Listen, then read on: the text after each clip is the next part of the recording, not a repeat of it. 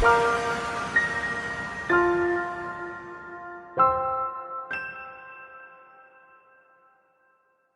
morning po sa ating lahat. Happy Lord's Day po. Ayan. So, ngayon po ay tayo ay nasa ating Lord's Day number 3 na. No, parang kailan lang ay nagbabakasyon pa yung karamihan sa atin at binabalikan natin yung mga naganap at mga bagay na dapat nating ipagpasalamat nung taong 2023. Kahit ngayon po, pag nagtuturo o may mga ginagawa, nalilito pa rin ako kung ano nga ba yung petsa na isusulat sa mga papel. At yung mga bagay na ganito, pinapakita sa akin na napakabilis ng panahon. At kasabay nun, mas nakikita din sa buhay natin kung gaanong kapuri-puri ang Panginoon sa kanyang katapatan sa bawat isa sa atin. So praise God po for His faithfulness. At muli po ako din ay nagpapasalamat sa Panginoon para po sa panibagong biyaya na ibinigay niya sa akin upang ipangaral yung kanyang mga salita, mga banal at kamangha-manghang salita sa araw na ito. At paulit-ulit po na sa tuwing ako po ay naghahanda at nag-aaral, maaring sa tuwing naririnig niyo po ako na nagsasalita dito sa harap para mangaral ng kanyang mga salita, ay lagi niyo po naririnig yung tungkol sa aking mga kakulangan, limitasyon at kahinaan. And thankfully, ganoon naman talaga yung epekto ng mga salita ng Panginoon. Kaya naman papuri po sa Diyos dahil ito ay pagkakataon hindi lang para sa akin kundi para sa bawat isa sa atin na ilagak yung buong tiwala na mayroon tayo sa magagawa lamang ng Panginoon. Samahan niyo po ako sa isang panalangin.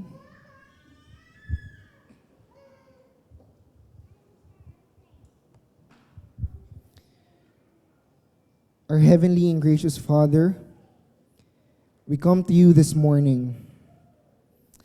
Lord, consume our hearts. Panginoon, punuin mo ng pag-ibig para sa iyong mga salita ang aming mga puso. Tulungan mo yung bawat isa sa amin na hanapin at lasapin ng aming mga tenga, ng aming mga mata, yung masilayan kung sino ka sa iyong mga salita. Panginoon, ipakita mo sa amin ang iyong kadakilaan. Iparanas mo sa amin ang iyong habag at kapatawaran. At Panginoon, lagi mo kaming ibalik kay Kristo na aming kanlungan. Lord, where else can we go? You have the words of life. Lord, be our great shepherd today. Help our hearts to enjoy and delight in you. Help our souls to bless you, O Lord. Ito po ang aming panalangin sa pangalan ng iyong anak na si Jesus. Amen. Amen.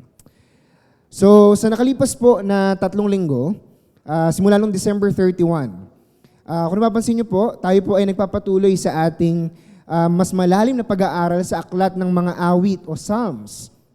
At isa po sa mga panalangin ko para sa ating lahat, no, ay nawa nagiging mas malalim din yung ating pagtingin at pag-ibig para sa Diyos at sa kanyang mga salita. Sa pamamagitan din ng mga nakaraang sermon, sana po nakikita natin yung katotohanan para sa ating lahat ng 2 Timothy chapter 3 verse 16.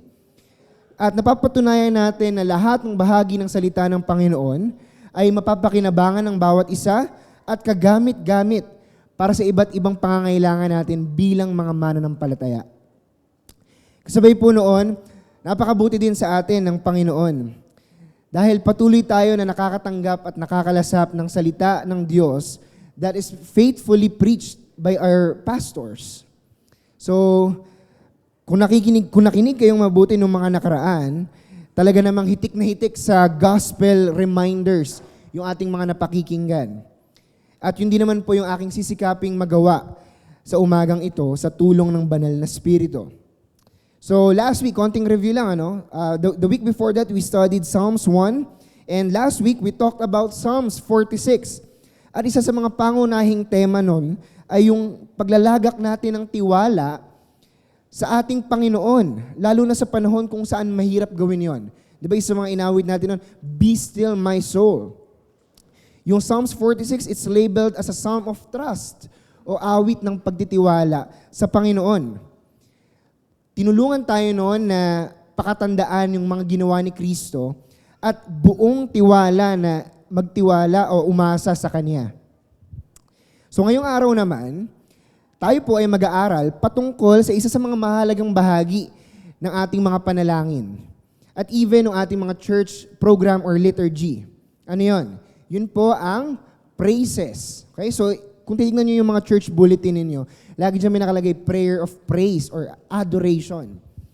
Kung mapapansin ninyo, natural na bahagi ng ating church service and hopefully ng ating prayer time, ang praise o ang papuri.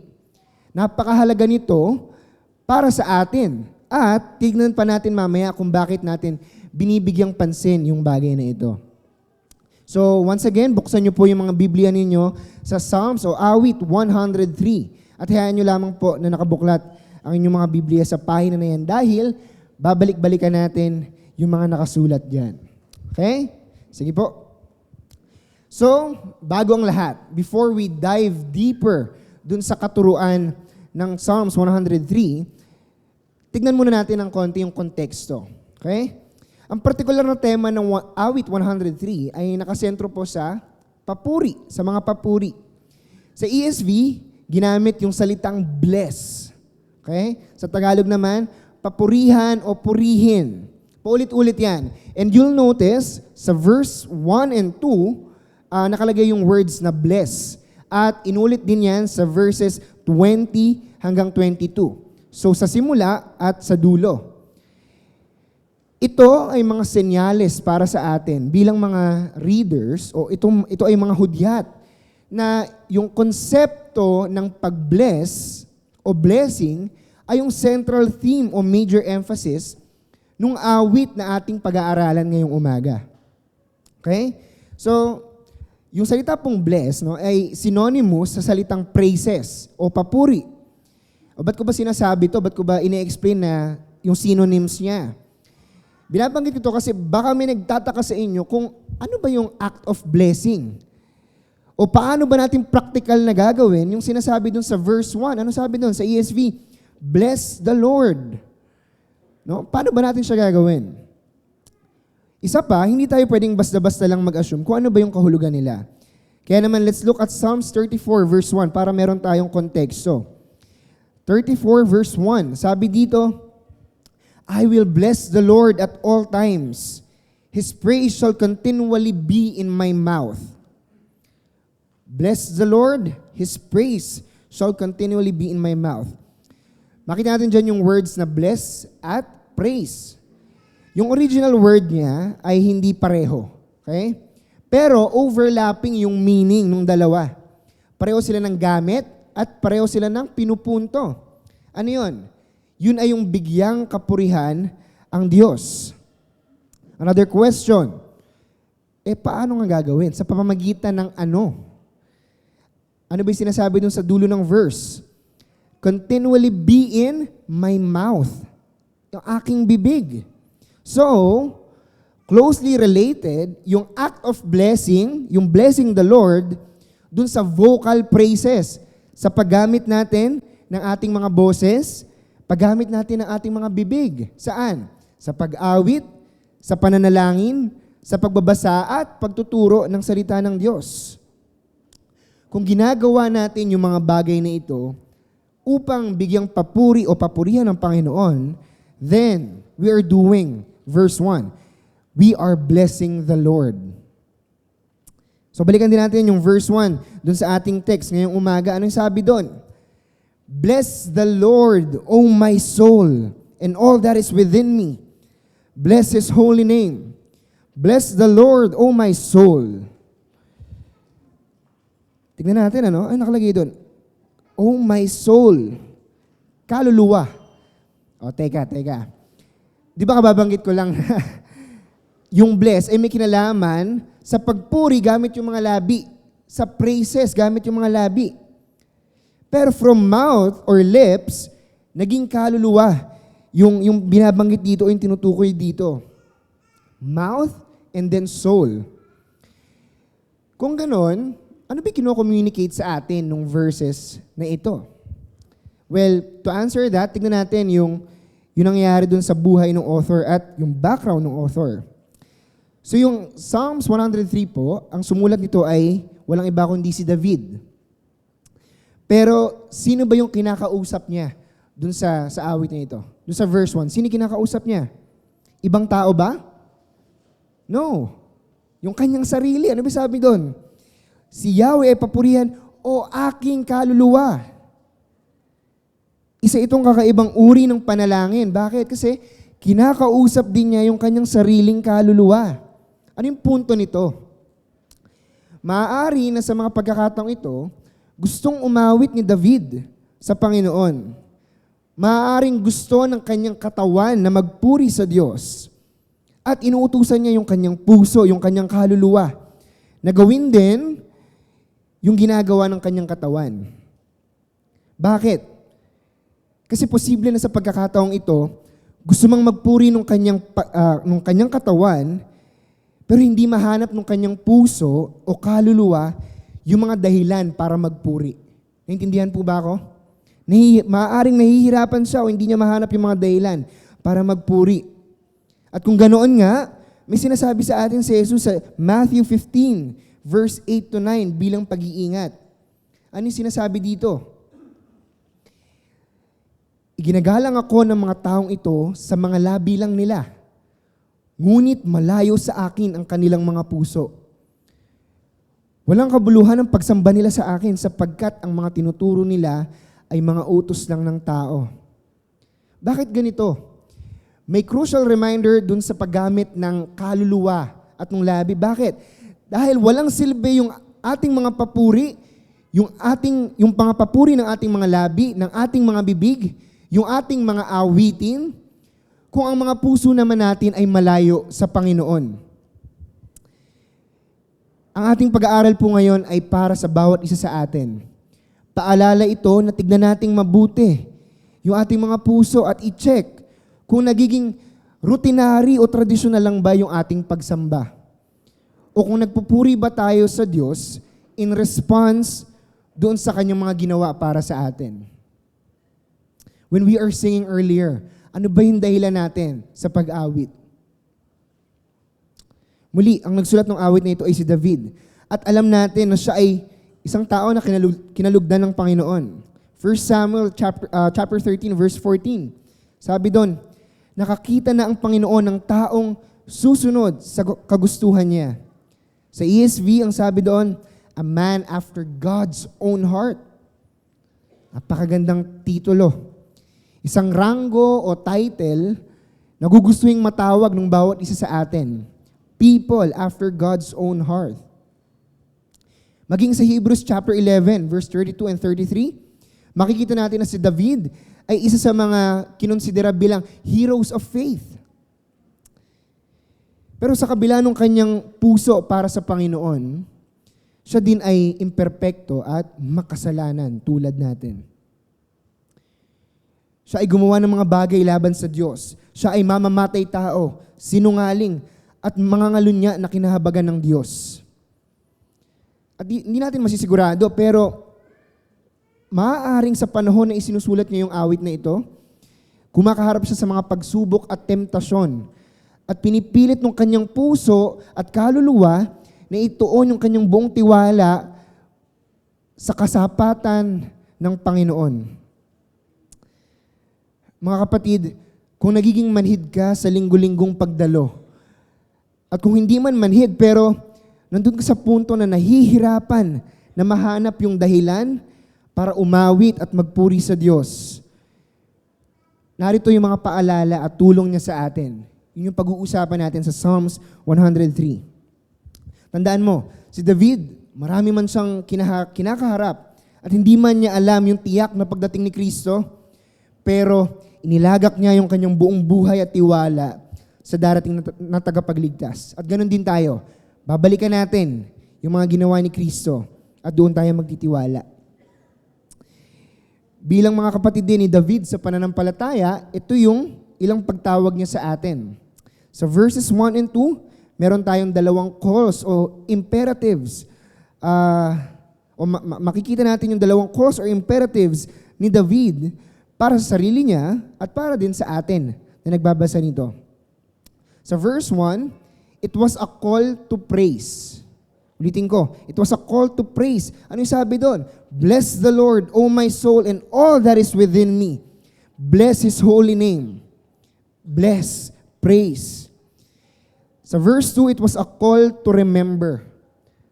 Bless the Lord, O my soul, and forget not all His benefits. Well, yung praising at remembering magkasama, hindi pwedeng paghiwalayin. At yung ating mga pag-uusapan throughout the rest of this message ay, and even dun sa ating text, from verse 3 hanggang verse 19, lahat ng mga dahilan kung bakit natin kailangan at dapat papurihan ang Panginoon. So, unang imperative, again, it's a call to praise God. First imperative, tinatawag tayo ni David na purihin ang Diyos para sa mga ginagawa niya sa buhay natin. Paano natin gagawin yon? Ito po yung mga dahilan. Una, verse 1 and 3. Si Yahweh ay papurihan o aking kaluluwa, ang lahat ng nasa aki, magsipagpuri sa Kanya. Purihin mo sa tuwin ang banal na ngalan niya. Ang lahat kong kasalanan, siya ang nagpapatawad. Una, dahil pinatawad at patuloy na pinapatawad tayo ng Diyos. Ito yung isa sa mga reasons natin for praising God, for blessing the Lord. Basahin natin yung sinasabi sa Isaiah 53 verse 6. Ano yung nakalagay doon? Tayong lahat ay parang mga tupang naligaw. Bawat isa sa atin ay gumagawa ng nais nating gawin. Pero, sino? Siya ang pinarusahan ng Panginoon ng parusang dapat sana ay para sa ating lahat. Sa English, and the Lord has laid on Him the iniquity of us all. Sino yung tinutukoy doon na Him? O sa Tagalog siya, sino? Walang iba kundi si Kristo, si Jesus. Yung mga kasalanan na pumipigil kay David para magpuri o umahad lang sa kanya para umawit sa Panginoon. Darating ang panahon nabibitbitin itong lahat ni Kristo sa krus.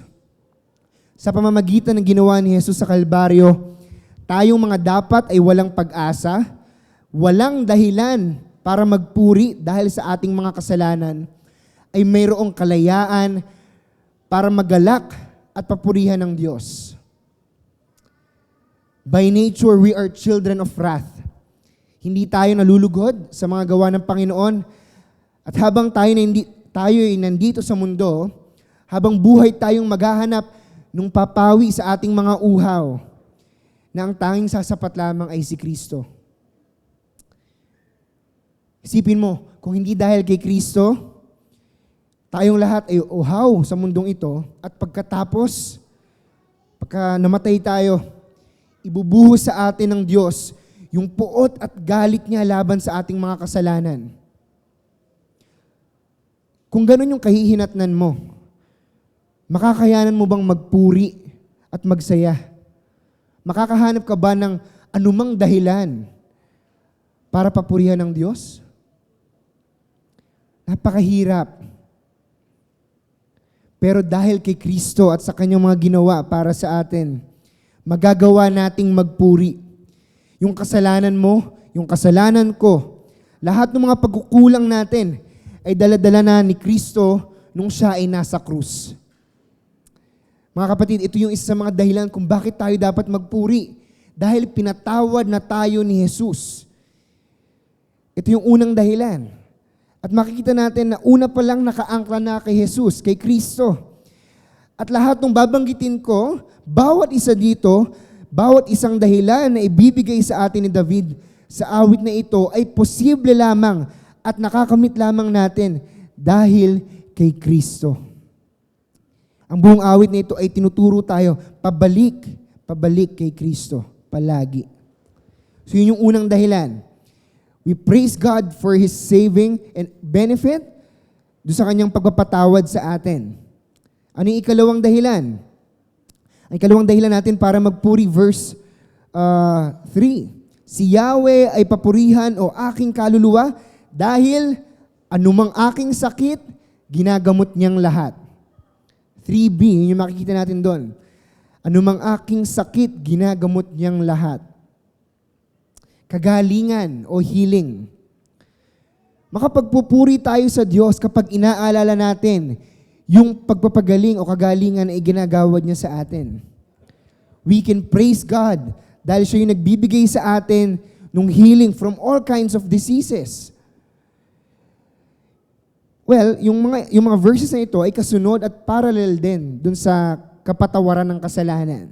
So maaari din na ito ay tumutukoy sa pagbabago hindi lang ng ating mga pisikal na pangangatawan, ngunit maging ng ating mga kaluluwa.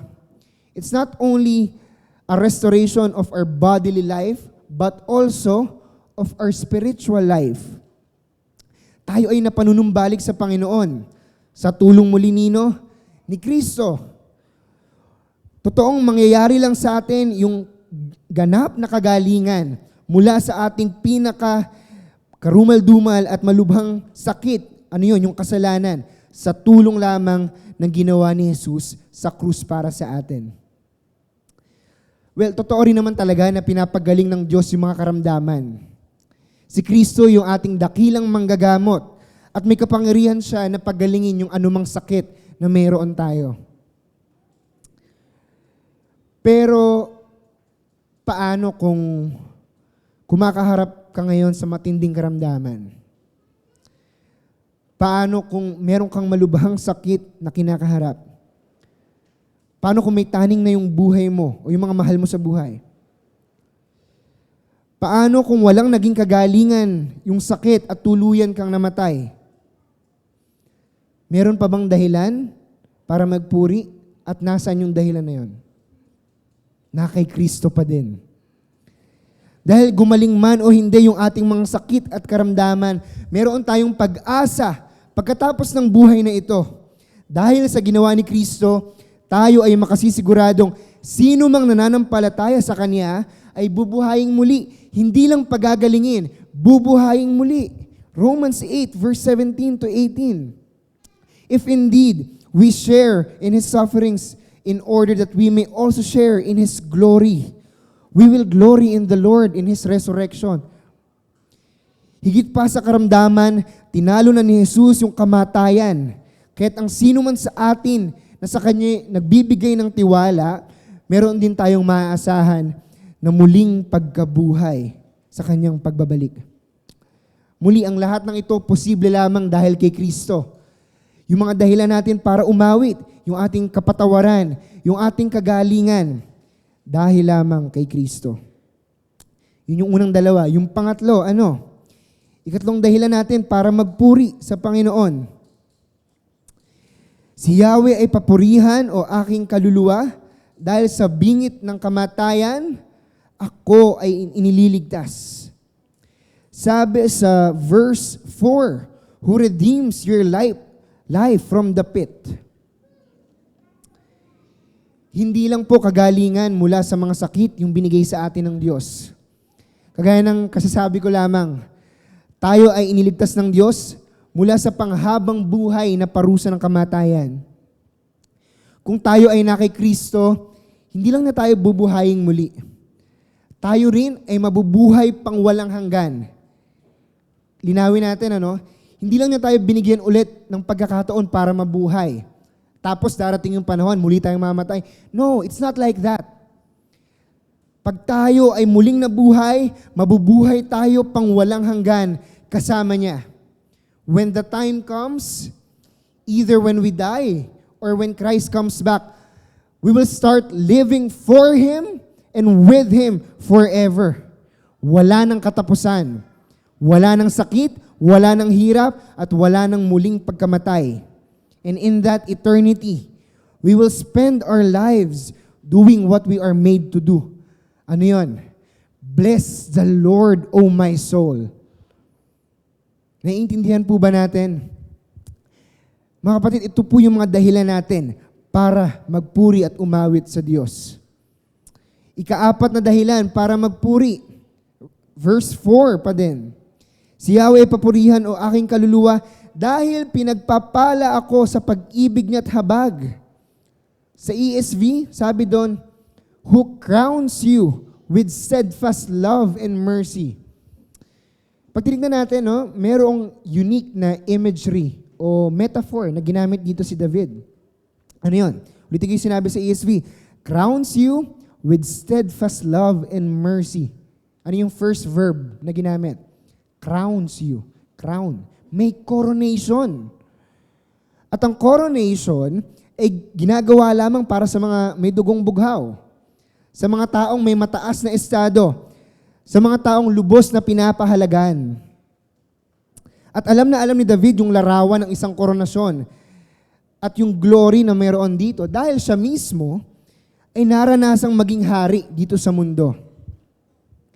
Pero katulad ka man ni David na nakaranas ng glory dito sa lupa o isa ka lamang ordinaryong tao, ito yung pangako sa atin ng Diyos. Ano yun? Ephesians 2, verse 6 to 7. Dahil sa ating pakikipag-isa kay Kristo Jesus, tayo'y muling binuhay na kasama niya upang mamunong kasama niya sa kalangitan. Again, upang mamunong kasama niya sa kalangitan. Ginawa niya ito upang sa darating na mga panahon ay maipakita niya ang di masukat na kasaganaan ng kanyang kagandahang loob sa kabutihan niya sa atin sa pamamagitan ni Kristo Jesus. Higit na biyaya yung maranasan natin, higit na biyaya ang mararanasan natin kung iniligtas tayo ng Diyos sa ating mga kasalanan at ginawa niya tayong mga alipin niya. Napakalawak na biyaya para sa atin nun. Higit na biyaya sa atin kung iniligtas tayo ng Panginoon at matapos ay hinayaan niya lang tayo sa ating mga sarili for all eternity. In light of our sins, in light of everything that we've done against God, napakalawak na biyaya nun. Higit na biyaya sa atin kung tayo ay iniligtas at kinupkop ng Diyos sa pinakapayak na bahagi ng langit. Pero hindi Matapos tayong iligtas ng Diyos, pinangakuan niya rin tayo na tayo'y bubuhayin niyang muli at mamumunong kasama niya. Ito yung tinutukoy dito sa chapter 2. Nakagandahang loob ng Diyos. He is restoring our original design in the creation. Kung naalala niyo yung awit natin kanina sa awit ng pagsamba, siya yung karapat-dapat, tayo hindi. Ito ay biyaya ng Panginoon. Isang pribilehiyo at responsibilidad na hindi natin karapat-dapat. Sino ba tayo para bigyan ng ganong tungkulin? But because of Christ, we will glory and rule the universe with Him forever. Hindi ba sapat yun para magpuri sa Diyos?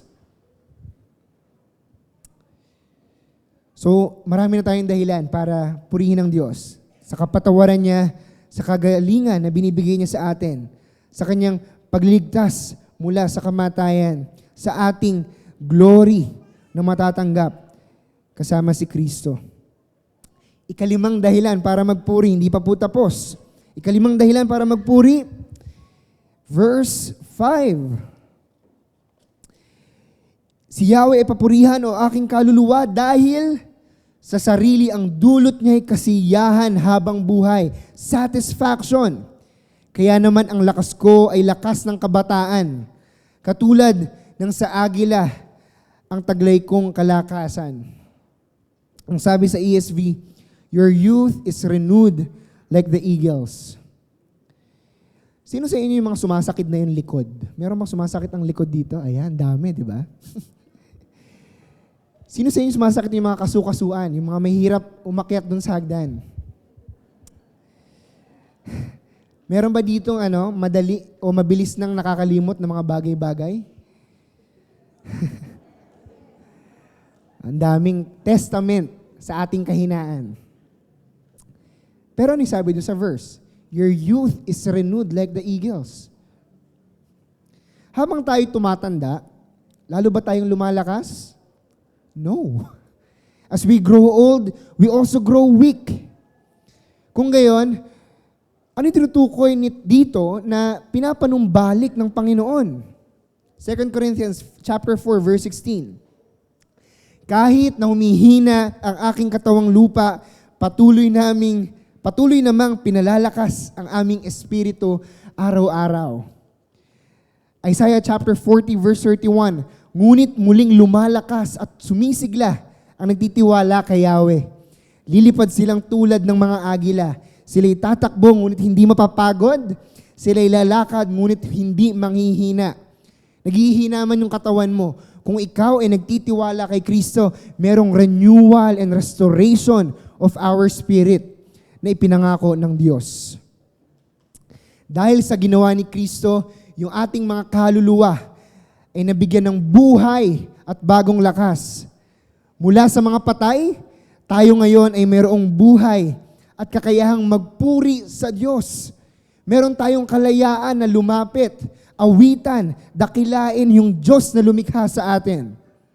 At darating yung araw na lahat ng nilikha ay gagawa ang dakilang Diyos ng bagong mundo at bagong kalangitan kung saan siya maghahari at kung saan tayong lahat ay magpupuri at sasamba sa Panginoon.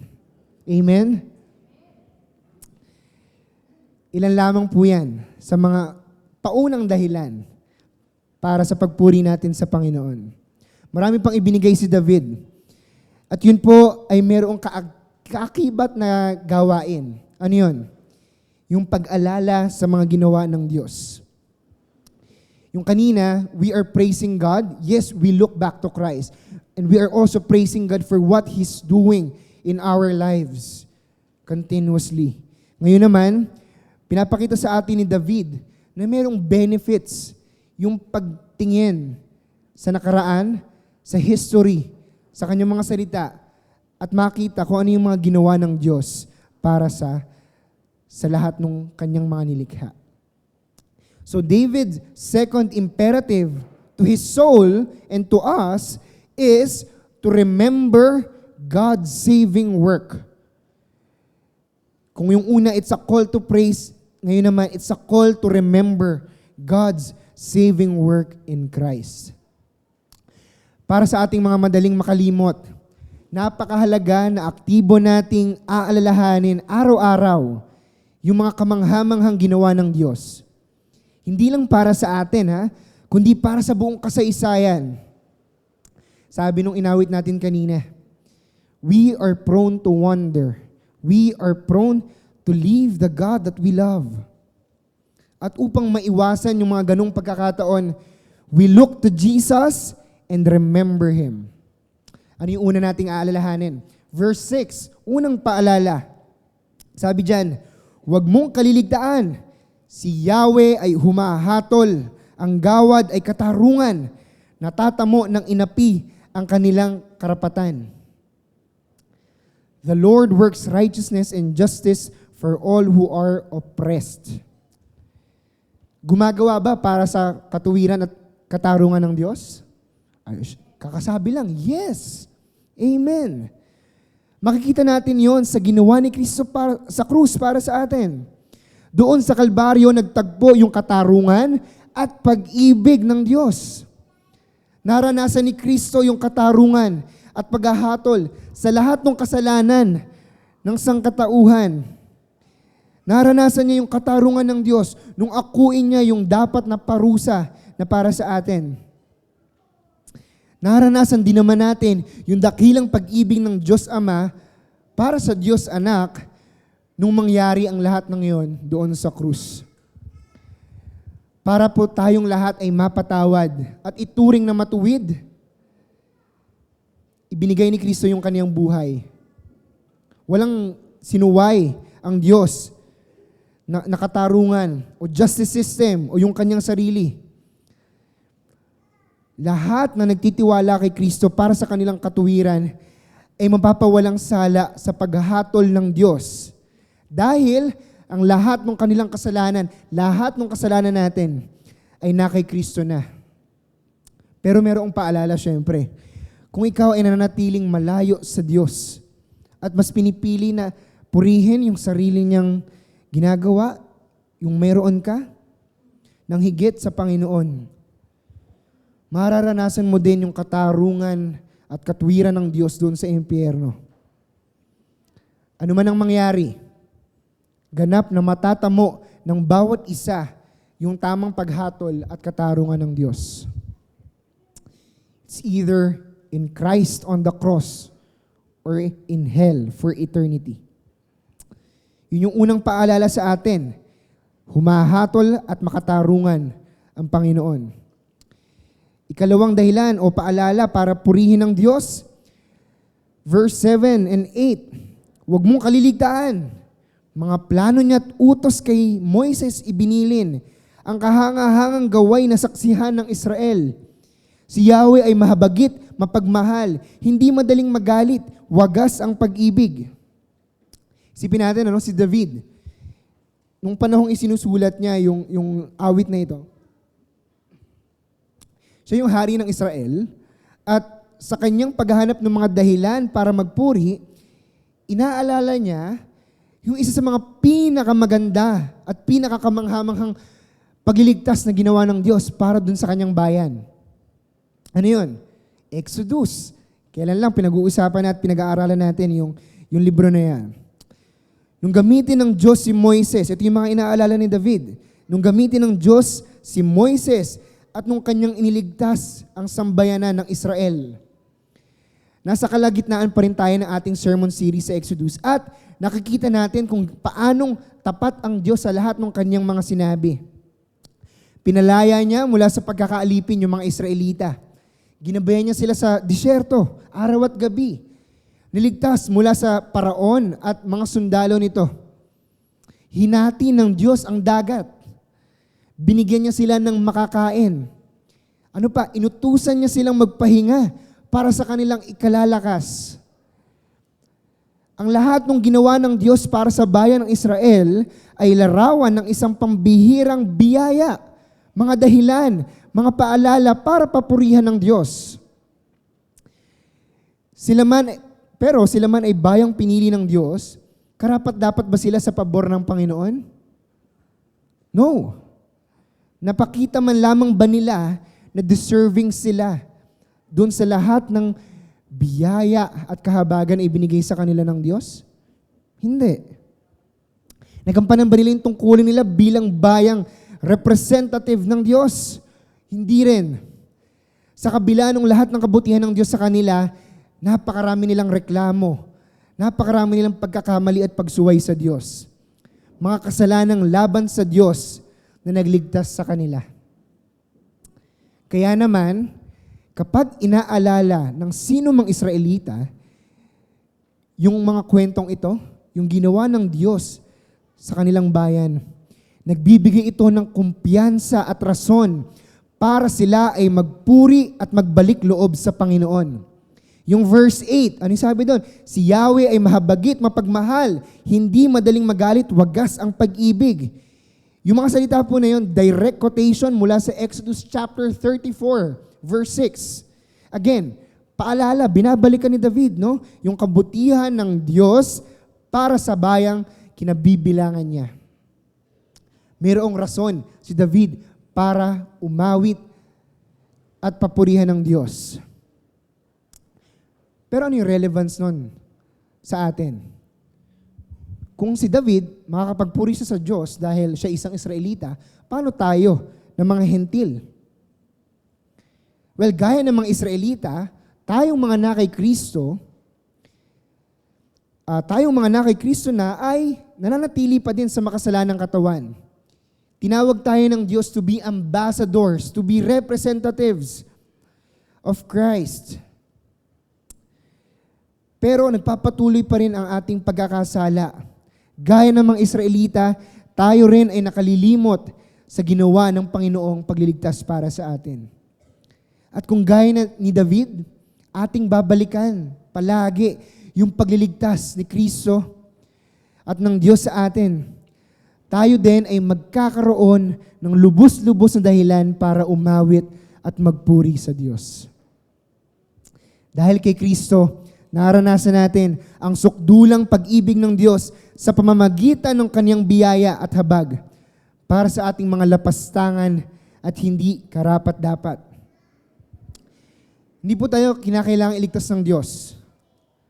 Ngunit dahil sa pag-ibig niya sa atin, ibinigay niya ang kanyang kaisa-isang anak na siya namang masunurin at sinunod yung lahat ng utos ng Diyos mga utos hanggang sa kamatayan sa krus. Basahin natin kung gaano kalawak at gaano kadakila yung pag-ibig ng Diyos para sa atin. Verse 9 to 12. Basahin natin mabuti at lasapin natin yung ganda, yung biyaya ng Panginoon. Banayad nga kung magalit, hindi siya nagtatanim.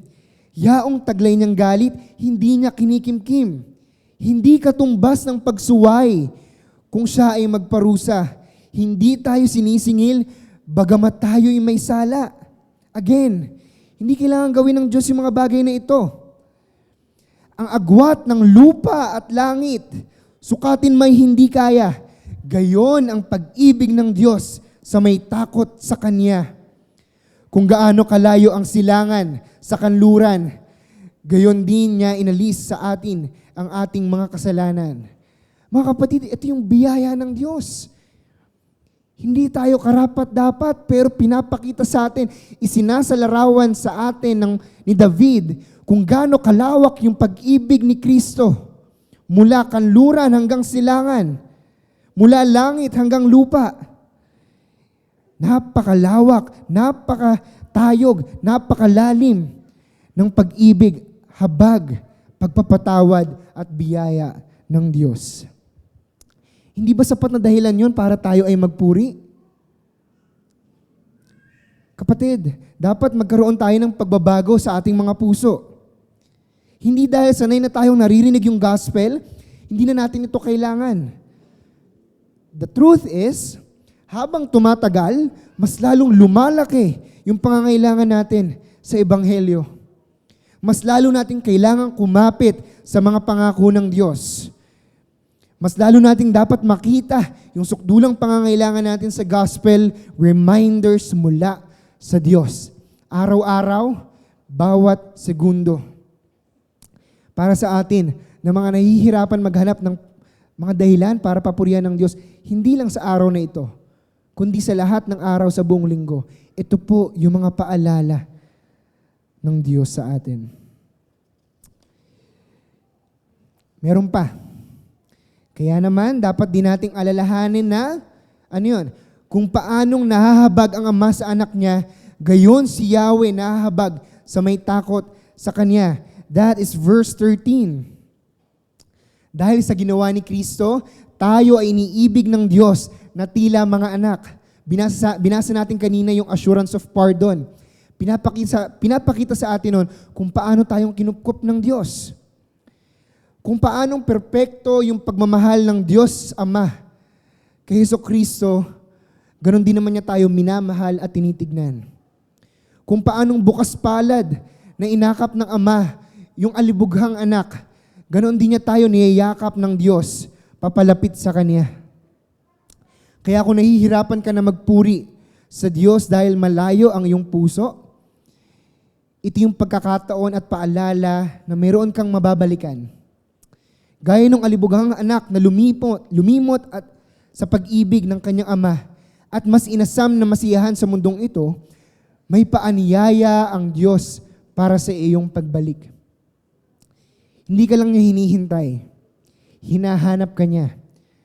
Gaya ng isang tupa na nawawala, gaya ni Adan na nagtatago sa likod ng mga puno at sa likod ng kanyang kahihiyan. Hinahanap ka ng Diyos at yayakapin ka niya ng buong buo. Kaya naman, in your weakness, experience the renewal of your spirit in Jesus. This is a reason to praise God. At dapat din nating maalala,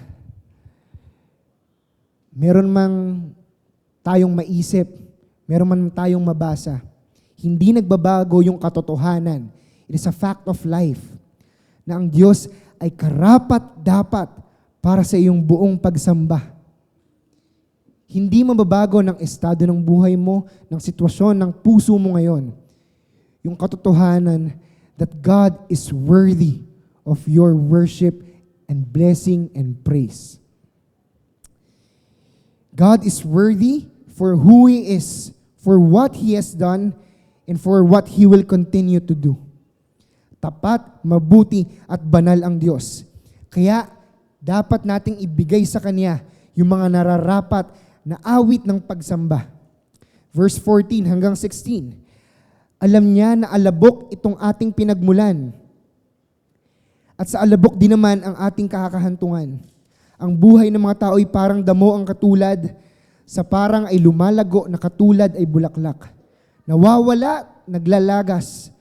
Kapag ito'y nahanginan, nawawala na nga ito at hindi na mamamasdan. Kung ikaw ay wala pang relasyon kay Kristo at hindi pa sa Kanya nakalagak ang iyong buhay at pagtitiwala, kailangan mong tandaan, kagaya ng binanggit ko nung una, napakabilis ng buhay. Sinabi dito, bigla lang tayo nawawala. Para tayong damo na nalalagas. Ngayon ay naririto tayo. Maaring bukas, wala na. Di natin sigurado. Kailan ka pa magpupuri sa Kanya? Kapag huli na ang lahat? Kapag nakaharap ka sa Kanyang paghahatol? Kapag wala ka ng ibang magagawa, kundi sambahin siya at kilalanin siya mula sa impyerno? Hindi po ito pananakot, kundi pakiusap at pagsusumamo dahil totoong mangyayari ito. Darating ang panahon na pupurihin si Kristo ng lahat ng lahi, bansa at mga labi. Lahat ay magsasabing siya ang Diyos na buhay magpakailanman. Pangwalang hanggan yung nakasalalay rito. Kaya kalimutan mo ang iyong sarili. Simulan mong purihin yung banal na Diyos na lumikha sa iyo. At pagkatapos, panghawakan mo yung kahinapan nating pinag-uusapan, yung pag-ibig ni Yahweh na tunay at walang hanggan, the steadfast love of God that is everlasting to everlasting. Sa sino man na sa Kanya may takot at pagmamahal, ang matuwid niyang gawa ay wala ring katapusan. Kapuri-puri ang habag at pag-ibig ng Diyos. Lumapit ka rito. At kung ikaw naman ay na kay Kristo, yung lahat ng mga dahilan at rasong nabanggit ko kanina ay paanyaya. Paanyaya pa lamang para sa iyo na araw-araw ay magsumikap na tumingin kay Kristo, kay Jesus. Ito ay paanyaya. Bakit? Kasi there's more. As we journey with Jesus, we will discover the richness, the treasures of His glory. Para sa atin, na mga na kay Kristo, para sa iyo, na naghahanap ng mga dahilan para papurihan siya. Ito yung ilan sa mga gospel applications para sa atin. Una, heart check. Tignan natin yung ating mga puso. Evaluate our hearts. Balikan mo yung estado ng iyong puso. Sumisigaw ba yan sa pagpupuri? Umaawit ba ang iyong kaluluwa ng may galak dahil kay Jesus? Heart check, that's the first one. And whatever your answer dun sa unang tanong na yon, dapat ito yung pangalawa mong gawin. Tignan mo si Kristo. Tignan mo ang Kanyang ganda at Kanyang ginawa. Alalahanin mo araw-araw yung Kanyang mga salita hanggang sa umawit ang iyong puso at magpuri sa Panginoon. Kumapit ka sa mga pangakong ito para sa iyong joy, sa iyong satisfaction, sa iyong endurance and motivation to persevere until the end, para sa paglaban sa sufferings, para sa katagumpayan sa temptations, para sa pusong puno ng pagpupuri sa Panginoon. Panghawakan mo ang mga pangako at Kanyang mga gagawin para sa iyo. At mula rito, hanapin mo yung bawat dahilan na magtutulak sa iyo para magpuri sa Diyos. We have hope for a blessed future in Christ. Yung mga dahilan natin ngayon para magpuri sa Diyos, hindi yan humihinto dyan. Marami pang gagawin ng Diyos na magiging dahilan natin at aalalahanin natin para ibalik sa Kanya lahat ng papuri. Kaya naman sa Kanya mo hanapin ang iyong pag-asa. Muli kapatid, tingin kay Kristo. Yun yung second application. Ikatlo, mamuhay ka ng may pagpupuri. Hindi tulad ng mga Israelita na puro reklamo. puro reklamo sa mga bagay na wala ka o hindi mo makuha. Sa halip, mamuhay ka ng may pagpapasalamat dahil nasa iyo na ang dakilang katapatan at pag-ibig ng Diyos, yung Diyos ng kalawakan. At syempre, kaakibat ng pamumuhay na may pagpupuri ay yung pamumuhay na may pagsunod. Mahirap magpuri sa Diyos kung sa buong linggong nagdadaan, hindi naman tayo sumusunod sa kanyang mga salita. Our hearts are being filled by what we do and what we enjoy, what we delight in for the rest of the week. Kaya naman kung hinahanap natin kay Kristo ang ating joy and satisfaction, we will find it in Him every single day. Yun. Hindi dapat magkahiwalay ang buhay na pagpupuri sa isang buhay na sumusunod. The outflow of our praises must be obedience. Yun yung ikatlo. At ikaapat naman, hayaan niyo na po akong basahin yung verses 20 to 22. Sabi dito, O purihin niyo si Yahweh, kayong mga anghel ng Diyos, kayong mga nakikinig at sa Kanya'y sumusunod. Si Yahweh nga ay purihin ng buong sangkalangitan, kayong mga lingkod niyang masunurin kailanman. O purihin ninyo siya, kayong lahat na nilalang, sa lahat ng mga dakong nag-aahari ang may kapal. Sa verses 1 and 2, kinakausap ni David yung kanyang sarili. Dito, hindi na. Marami siyang kinakausap actually. Ano yung implikasyon na ito para sa atin? Ito ay paalala na hindi ka lang magpupuri mag-isa. Again, hindi ka magpupuri mag-isa. Ang pagpupuri ay inilaan ng Diyos para sa lahat ng Kanyang nilikha, kasama ang mga anghel sa langit, mga kapwa mananampalataya sa iglesia, at lahat ng nilalang. Pagdating ng katapusan, lahat ay magpupuri sa Diyos. That's why, what better way than to practice it now? Kaya naman, reminder para sa atin na huwag nating kaliligtaan yung ating mga pagtitipon. Mahirap sabihin, nagpupuri tayo sa Diyos kung hindi natin ginagawa ito kasama yung ating mga kapatid kay Kristo. Yes, we can do that. Pero yung pagtawag sa atin ng Diyos ay isang pagpupuri ng lahat ng nilalang. We do not only bless the Lord with our souls, we bless the Lord with our church. Yun yung pang-apat.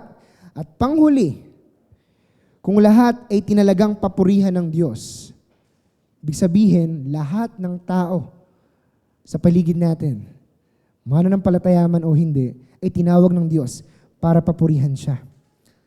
Bilang mga nakikristo, sikapin din dapat natin na matulungan ng iba na magpuri sa Kanya. Sanayin mo yung mga kasama mo sa church. Build an environment, an atmosphere of praise, of worship sa Panginoon.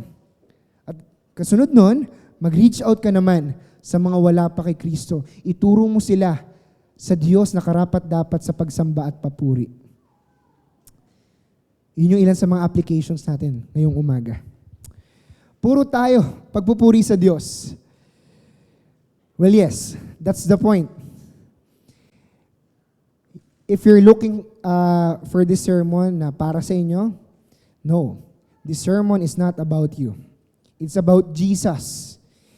Tungkol ito sa karapat-dapat at buhay na Diyos na manlilikha at tagapagligtas nating lahat. Muli, He is worthy of our worship and praise. Jesus is worthy, kaya naman, sabay-sabay nating sambitin sa Panginoon. Oh, bless the Lord, oh my soul. Bless the Lord, kapatid. Tayo po ay manalangin.